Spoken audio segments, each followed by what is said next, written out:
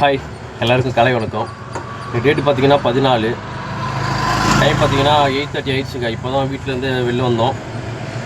CNG வந்து ஒரு point தான் இருக்குது. போயிட்டு முதல்ல என்ன பண்ணலாம், சிஎன்ஜி ஃபில் பண்ணுறோம். ஃபில் பண்ணிட்டு அப்படியே மூவ் பண்ணி போகலாம். இன்றைக்கி நம்ம ஒரு ஸ்பெஷலான விஷயத்தை பற்றி பார்க்க போகிறோம். என்னென்னு பார்த்தீங்கன்னா, நம்மளோட வாழ்வாதாரம் வந்து ஆட்டோ ஓட்டுறதா தான் இருக்குது. ஆட்டோவில் தான் இருக்குது. ஓகேங்களா? ஸோ இப்போ என்ன பார்க்கலான்னு பார்த்தா, ஃபஸ்ட்டு ஆட்டோ எப்படி உருவாச்சு, எங்கேருந்து ஸ்டார்ட் பண்ணாங்க, ஆட்டோட ஒரு கான்செப்ட் எப்படி கொண்டு வந்தாங்க, அது யார் இன்ட்ரடியூஸ் பண்ணது, இப்போ அது எங்கே ரொம்ப அதிகமாக யூஸ் பண்ணுறாங்க அப்படின்ற மாதிரி ஒரு கண்டென்ட் பார்ப்போம். ஓகேவா?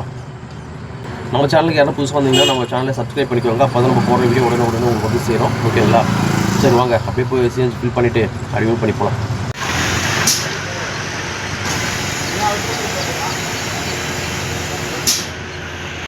பார்த்தீங்களா நம்ம ஏரியா பங்கோடைய ப்ரெஷர் எப்படி இருக்குங்க? சூப்பராக இருக்குங்க. அதனால ரெகுலராக லேட்டானாலும் பரவாயில்ல, இங்கே வந்து பொறுமையாக வந்து போட்டு வருது. ஏன்னா அங்கெல்லாம் பார்த்தீங்கன்னா 200 தான் இருக்கும். இங்கே 200, 220, 230 கூட இருக்கும். நல்லாயிருக்கும். சிஎன்ஜி ஃபில் பண்ணியாச்சு. ப்ரெஷரும் சூப்பராக இருந்தது. பார்த்தீங்களா? அவ்வளோதாங்க, ஃபுல்லாகிடுச்சு. சரி, அப்படியே நம்ம ஆப்பிள் ஆன் பண்ணிட்டு அப்படியே போகலாங்க. ஃபஸ்ட்டு பார்த்தீங்கன்னா ஓலா ஓப்பன் பண்ணிக்கலாம். எல்லோரும் பார்த்தீங்கன்னா ஓலா சரியாக கொடுக்க மாட்டேறான் தான் சார். அதாவது அது கொஞ்சம் வாட்ச் பண்ணணும், டைமிங் வாட்ச் பண்ணணும். எந்த டைமுக்கு எப்படி பண்ணணும் கொஞ்சம் பார்த்து பண்ணணும். ஓகேங்களா? அதை பற்றி பேசுகிறேன், நான் வீடியோவில் பேசுகிறேன். அடுத்து பார்த்தீங்கன்னா யூபர்.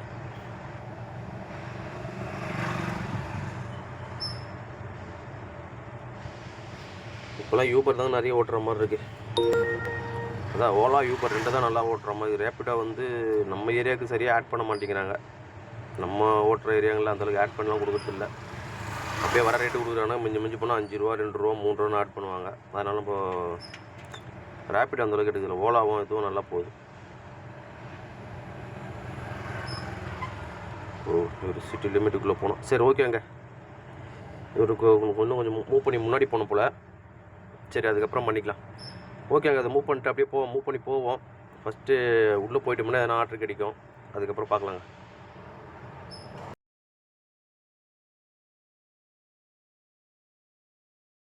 பார்த்தீங்கன்னா 12 ஆகுதுங்க. இப்போ எங்கே இருக்குன்னு பார்த்தீங்கன்னா, நம்ம அண்ணா நகரில் லாஸ்ட்டாக நம்ம புழலில் இருந்துட்டு புழல் வேளாண்மை ஸ்கூல்லேருந்து அண்ணா நகர் ஒரு ட்ரிப்பு வந்தோம்.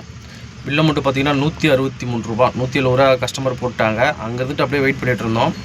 அங்கேருந்து பார்த்திங்கன்னா நம்ம ஆவடியில் இந்த ஹெவி வெஹிக்கல்லாம் ரெடி பண்ணுவாங்க. அதாவது நம்ம ஆர்மியில் பீரிங்லாம் இருக்குல்ல, அதெல்லாம் ரெடி பண்ணுற ஒரு கம்பெனி ஒரு பிளான்ட் ஒன்று இருக்குது இங்கே ஆவடியில்.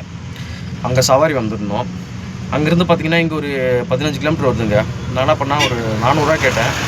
அவரும் ஓகே சொல்லிட்டாரு. சரிண்ணா வந்து விட்டுட்டு கொஞ்சம் நேரம் ரிட்டன் வர கொஞ்சம் வெயிட் பண்ணினார். வெயிட் பண்ணி பார்த்துருந்தோம். ஒரு 10 நிமிஷம் தான் வெயிட் பண்ணியிருப்பேன். ரிட்டன் வந்தார்.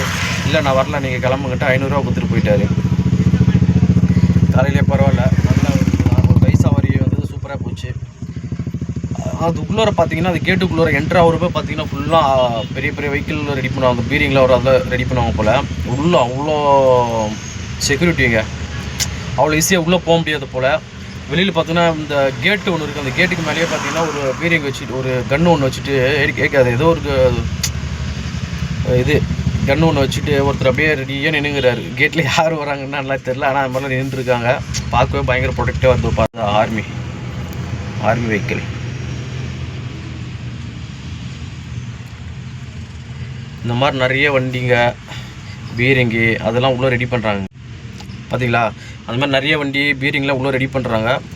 சரி, வந்துவிட்டோம். இங்கேருந்து ட்ரிப் என்ன அடிக்குமானான்னு தெரில. எல்லாம் ஆப் ஆனில் தான் இருக்குது. பார்க்கலாம், 1 ஹவர் வெயிட் பண்ணி பார்க்கலாம். ஏதாச்சும் அடித்தா அப்படியே மூவ் பண்ணி அப்படியே போகலாங்க. அதுக்கப்புறம் பார்த்திங்கன்னா நம்ம ஒரு டாபிக் பற்றி பேசலாம்னு சொல்லியிருந்தேன். ஆட்டோவை பற்றி. ஆட்டோ ஸ்டார்டிங் எப்படி, ஆட்டோன்ற ஒரு கான்செப்டுக்கு எப்படி மக்கள் வந்தாங்க, எப்படி அதை பயன்படுத்த ஆரம்பித்தாங்க, யார் முதல்ல இன்ட்ரடியூஸ் பண்ணான்றதை நம்ம கொஞ்சம் சுருக்கமாக பார்த்துருவோம். வரலாறு பார்த்திங்கன்னா ரொம்பவே சுவாரஸ்யமான ஒரு விஷயமா இருக்குங்க. நான் படித்து பார்த்தா அதில் பார்த்திங்கன்னா ரொம்ப சுவாரஸ்யமாக ரொம்ப இன்ட்ரெஸ்டிங்காக இருந்தது. ஸ்டார்டிங்கில் பார்த்திங்கன்னா ஜப்பானில் தான் ஸ்டார்ட் பண்ணியிருக்காங்க. ஜப்பானில் ஸ்டார்ட் பண்ணி இப்போ பார்த்திங்கன்னா இந்தியாவுடைய ஒரு முக்கியமான அடையாளமாக நம்ம ஆட்டோ ரிக்ஷா தான் இருக்குது. ஸ்டார்டிங்கில் என்ன பண்ணலாம் பார்த்தோம்னா, ஆட்டோ ரிக்ஷான்றது வந்து ஒரு அதாவது ஒரு வண்டி இருக்கும். அது என்ன பண்ணுவாங்க, ஒருத்தர் என்ன பண்ணுவார், மாட்டிட்டு இழுத்துட்டு போவார். அது மோட்டர் கிடையாது, எந்த ஒரு மிஷினரி ஐட்டமும் கிடையாது, சும்மா ஒரு டயரு, ஒரு கட்டால் மாதிரி ஒரு டயரு. அது ஒரு மனுஷன் நம்மள மாதிரி ஒரு ஆள் என்ன பண்ணுறோம், அந்த ரிக்ஷாவை இழுத்துட்டு போவாங்க. பின்னாடி கஸ்டமரை உட்கார வச்சுட்டு இழுத்துட்டு போயிட்டு தான் ஒரு இடத்துல இன்னொரு இடத்துக்கு மூவ் பண்ணியிருக்காங்க. அதுக்கப்புறமா தான் கொஞ்சம் அட்வான்ஸ்டாக வந்தது தான் நம்ம சைக்கிள் ரிக்ஷா. நிறைய பேர் பார்த்துருப்பீங்க. இப்போ சைக்கிள் ரிக்ஷா வந்து எங்கேயுமே இருக்குதில்ல, சென்னையில் சரி எந்த பகுதியிலுமே சரி இருக்குது. ஏதோ ரொம்ப இப்போ சௌகரியப்பட்டலாம் பண்ணிங்கன்னா ஏதோ 1-2 ஆட்டோ ஆச்சு, சைக்கிள் ரிக்ஷா அங்கங்கே ஓடிட்டுருக்கு. ஏன்னு பார்த்தீங்கன்னா சின்ன சின்ன சந்தெல்லாம் அங்கே இருக்க இந்த சைட்லாம் வந்து நிறைய சைக்கிள் ரிக்ஷா இன்னும் யூஸ் பண்ணுறாங்க. அந்த மாதிரி சில பேர் உட்காந்துருக்கேன், அந்த வண்டியில் உட்காந்து போது நான் பார்த்துருக்கேன். அந்த மாதிரி ஏதோ ஒரு சில இடத்துல தான் அந்த மாதிரி இருக்குது, ஓகேங்களா. ஆனால் இப்போ அந்த சைக்கிள் ரிக்ஷாவும் இருக்கிற பார்த்தா எதுவுமே கிடையாது, அவ்வளோ இருக்குது. அதாவது மனித ஈட்டுட்டு இருந்த இதோ ஃபஸ்ட்டு அட்வான்ஸாக வந்து பார்த்திங்கன்னா சைக்கிள் ரிக்ஷா தாங்க. 1800 மனிதர்களாக இழுக்கப்பட்ட அந்த ஒரு வண்டி தான் சைக்கிள் ரிக்ஷாவாக அதுக்கப்புறமா உருமாறுது. இந்த ஆட்டோ ரிக்ஷாவுடைய வரலாறுல பார்த்தீங்கன்னா முக்கியமான பங்கு யாருக்குன்னு பார்த்தீங்கன்னா ஜப்பானுக்கு தாங்க இருக்குது. ஏன்னு பார்த்தீங்கன்னா 1930 மட்ஸா அப்படின்ற ஒரு நிறுவனம் வந்து 3 சக்கர வாகனங்களை ரெடி பண்ண ஆரம்பிக்கிறாங்க. அவங்க தான் ஃபஸ்ட்டு அதை ரெடி பண்ணுறாங்க. ஜப்பானில் அந்த ரெடி பண்ண அந்த 3 சக்கர வாகனம் தான் ஆட்டோமொபைலோடைய அடித்தளமும் அமைஞ்சுது. அதாவது அதுதான் அதோட ஸ்டார்டிங் ஸ்டேஜ்னே சொல்லலாம். அதுக்கப்புறம் பார்த்தீங்கன்னா இத்தாலியில் வந்துட்டு 1948 2ஆம் உலகப்போருக்கு அப்புறம் பார்த்தீங்கன்னா 1948 2ஆம் உலகப்போருக்கு அப்புறம் பார்த்தீங்கன்னா அபேன்னு ஒரு பேரில், அபே நம்மளுக்கு தெரியும், நிறைய வண்டி ஓடிக்கலாம் நம்ம ஊர்லலாம். அபே அந்த வண்டி 1948 அறிமுகப்படுத்தும். முதல் 3 சக்கர வாகனம் அவங்க தான் அறிமுகப்படுத்துகிறாங்க இத்தாலியிலேருந்து. இந்த இத்தாலியில் அறிமுகப்படுத்தின அந்த அபே பார்த்தீங்கன்னா என்ன ஆகுதுன்னா, நம்ம நார்மல் இப்போ இருக்கிற மாதிரி நார்மல் இன்ஜினோ இல்லை BS6 BS3 அப்படின்ற சொல்லலாம், அந்த மாதிரிலாம் கிடையாது. ஒரு ஸ்கூட்டரோடைய இன்ஜினை வச்சு தான் அவங்க ஃபஸ்ட்டு அதை ரன் பண்ணியிருக்காங்க.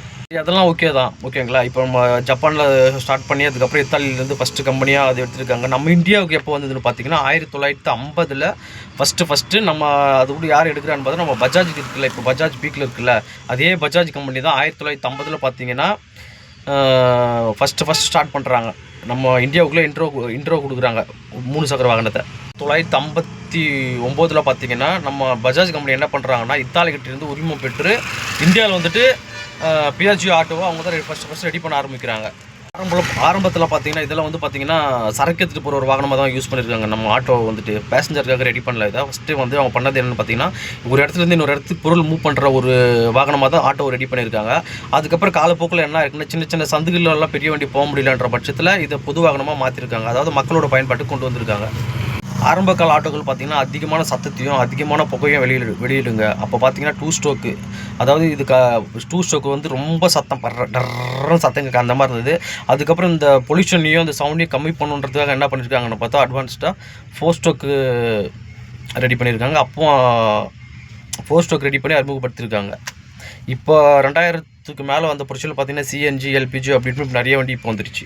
பார்த்தீங்கன்னா CNG LPG அப்படின்னு வந்து இப்போ ஆட்டோ வந்து நல்லா ஸ்மூத்தாகவும் சவுண்ட் இல்லாமல் அது மாதிரி இருக்குது. இன்னொரு விஷயம் இப்போ இந்தியாவுக்கு வந்து ரைட், நம்ம சென்னைக்கு எப்போ வந்து பார்த்தீங்கன்னா சென்னைக்கு வந்து பார்த்தீங்கன்னா மொதல் ஆட்டோ வரப்போ மக்கள் வந்து அந்த 3 சக்கர அமைப்பை பார்த்துட்டு அதில் ஏறவே பயந்துருக்காங்க ஸ்டார்டிங்கில். அதுக்கப்புறம் அது பழக்கத்துக்கு வந்து வழக்கமாக மாறி இப்போ பார்த்தீங்கன்னா சென்னையில் பார்த்திங்கன்னா அதிகப்படியான ஆட்டோக்கள், அதாவது சென்னையோடைய ஃபஸ்ட்டு அதனோட 3 சக்கர அமைப்பை பார்த்து மக்கள் வந்து என்ன பண்ணியிருக்காங்கன்னா அதில் ஏறவும் ரொம்ப பயந்துருக்குறாங்க. ஆனால் இப்போ பார்த்தீங்கன்னா லட்சக்கணக்கான குடும்பங்களோட வாழ்வாதாரமாக பார்த்தீங்கன்னா இந்த ஆட்டோ தான் விளங்குது. சென்னையோட அடையாளமாகவும் அந்த ஆட்டோ தான் விளங்குது. இது வரைக்கும் எனக்கு தெரிஞ்ச ஒரு சில விஷயங்களை சொல்லியிருக்கேன், அதை நீங்களும் தெரிஞ்சுக்கோங்க. இது மாதிரி நிறைய விஷயங்கள் நானும் சிலது படிச்சுட்டு உங்களுக்காக கண்டிப்பாக நான் சொல்கிறேன். நம்ம சேனலை மறக்காமல் சப்ஸ்கிரைப் பண்ணிக்கோங்க, ஓகேவா. சரி, ஓகேங்க. ரொம்ப நேரம் இங்கே வெயிட் பண்ணிட்டோம். ஏதாச்சும் 2-3 டியூட்டி அடிச்சது நம்ம அது எடுக்காமல் தேவையில்லாம விட்டுட்டோம் வீடியோ பண்ணுறதுனால. இப்படியே இருந்தால் வேலைக்கு ஆகாது. ஏன்னா நம்ம உள்ளே வந்ததே பார்த்தீங்கன்னா 11 மணிக்கு தான் வந்தோம், சரிங்களா. சரி, ஓகே, நம்ம அப்படியே மூவ் பண்ணி போவோம். வேறு என்ன டியூட்டி எடுத்துகிட்டு அப்படியே கிளம்புவோம். அப்படியே டியூட்டி வர அப்படியே போடுறாங்க, ஓகே. ஏன்னா நம்ம அங்கே ஆவடியில் இருந்தோம்ல அந்த கம்பெனிக்கிட்ட, அங்கேருந்து பார்த்திங்கன்னா நம்ம அம்பத்தூர் அத்திப்பட்டுக்கு டெலிஃபோன் எக்ஸ்சேஞ்ச் பக்கத்தில் ஒரு ட்ராப்பு எடுத்துகிட்டு வந்து பில்லை மட்டும் பார்த்திங்கன்னா 140 ரூபா, கஸ்டமர் 150 ரூபா கொடுத்துட்டாங்க. சரி, ஓகே, அடுத்த ட்ரிப்புக்காக வெயிட் பண்ணி பார்ப்போம். எங்கே விட தெரியல, டைம் வர ஆயிடுச்சு, பார்க்கலாங்க. ரொம்ப ஸ்லோ தான் டியூட்டி இன்றைக்கி. அந்தளவுக்கு டியூட்டி ரொம்ப ஸ்லோ. ஒன்று பார்த்து தான் எடுக்கிறதாகுது. நிறைய டியூட்டி அடிக்கல இந்த டைமில். ஒன்றுமே டியூட்டி சுத்தமாக அடிக்கவே மாட்டேங்குது. நம்ம அடித்தாலும் அது தேவையில்லாத இடத்துல 2 கிலோமீட்டர் அதிகமாக இருக்குது. பைசா ரொம்ப கம்மியாக கொடுக்குறோம். அதனால் பார்த்து பொறுமையாக தான் எடுக்கிறோம். சரி, இல்லை டைம் இருக்கணும், நிறையா இருக்குது. ஈவினிங் பீக்காக உள்ள இருக்குது, ஓட்டிக்கலாம், ஒன்றும் பிரச்சனை இல்லை. சரி, ஓகே, அங்கே பார்க்கலாம். அப்படியே பொறுமையாக பார்த்துட்டே இருக்கலாம். அடுத்து அந்த வீடியோ எடுத்து பார்க்கலாம்.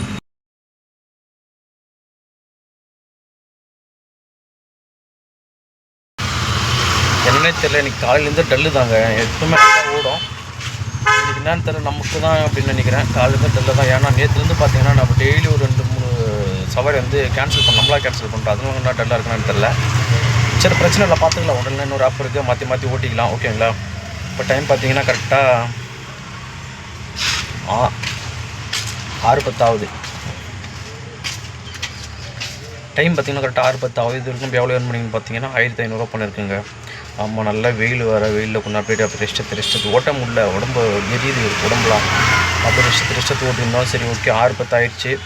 இன்னொரு 500 பண்ணால் கிளம்பிடலாம், ஒன்றும் பிரச்சனை இல்லை. நம்ம 2000 பண்ணாலே போதும். சரிங்களா? இப்போ கிளைமேட் நல்லா ஜில்லுன்னு சூப்பராக இருக்குல்ல. இதே மாதிரி இருந்தால் எப்போ நல்லா இருக்குன்னு நினைக்கிறேன். வீடியோஸ் எதுவுமே எடுக்கல, ஏன்னா அப்படியே இது பண்ணியிருந்தோமா, அதுக்கப்புறம் பிஸியாக இருந்துச்சு ஓடணுமா, அதில் எந்த வீடியோஸும் எடுக்கல. ஸோ இனி வர்றதை மட்டும் ஸ்க்ரீன்ஷாட்டை மட்டும் எடுத்து அப்படியே அட்டாச் பண்ணுறோம். சரிங்களா?